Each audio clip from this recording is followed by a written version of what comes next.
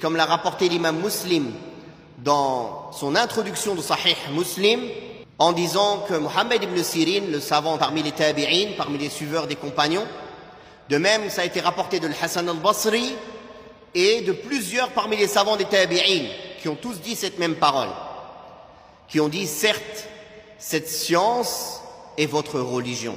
Alors regardez bien de qui vous prenez votre religion. S'il vous donne des mauvaises informations, des mauvaises connaissances, des mauvaises pratiques, c'est-à-dire que vous risquez de le suivre dans son égarement. Cette parole est un fondement dans le fait qu'il est interdit en islam de prendre sa religion d'un inconnu. Qu'est-ce que ça veut dire un inconnu? Un inconnu, il a plusieurs caractéristiques. Ou un inconnu, c'est-à-dire on ne connaît pas son identité, on ne sait même pas c'est qui. Ou bien un inconnu, on connaît son nom, on connaît son identité, mais on ne connaît pas son état. On n'est pas capable de savoir si c'est une personne qui est fiable dans sa science ou fiable dans sa croyance. On ne sait pas.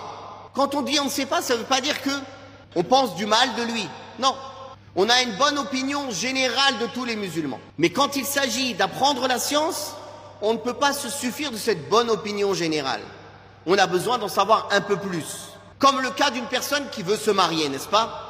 On a une bonne opinion générale des hommes et des femmes parmi les musulmans. Mais quand il cherche à se marier, il creuse, il enquête, il demande sur le comportement, les mœurs, la religion de cette personne, de cette femme ou de cet homme.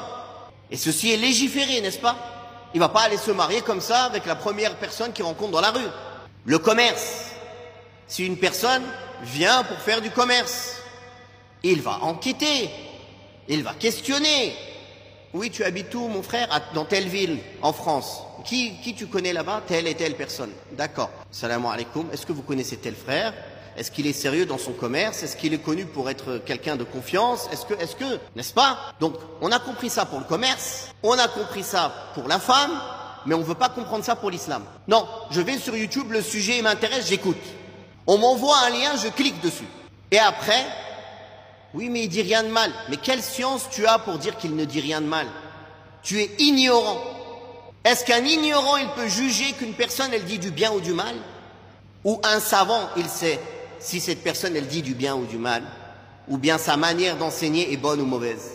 Donc, la base, c'est que tant qu'on ne connaît pas l'état d'une personne, on ne doit pas apprendre la science de lui. Comment on connaît l'état d'une personne?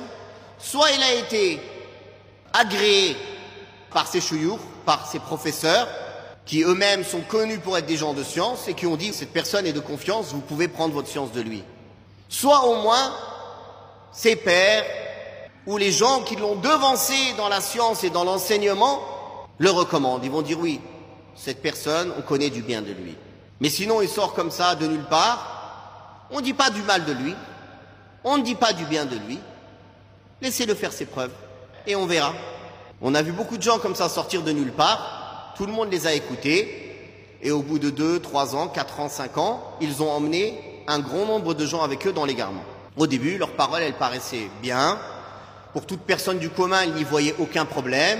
Il dit Allah a dit, le prophète sallallahu alayhi wa sallam a dit. Oui, il n'y a pas un innovateur qui dit moi j'ai dit. Tous les innovateurs, ils disent Allah a dit, le prophète sallallahu alayhi wa sallam a dit. Même les gens qui ont des grandes innovations. Sauf qu'ils les disent avec une mauvaise compréhension, avec une mauvaise pratique. Ils ne reviennent pas à la compréhension des savants de l'islam, ni des pieux prédécesseurs en cela. Ils ont une compréhension innovée de ces textes. Les textes sont vrais, mais leur interprétation est mauvaise. Ou parfois les textes sont faibles. Ils vont citer des hadiths qui ne sont pas authentiques et ils vont tirer des règles sur ce hadith, par exemple.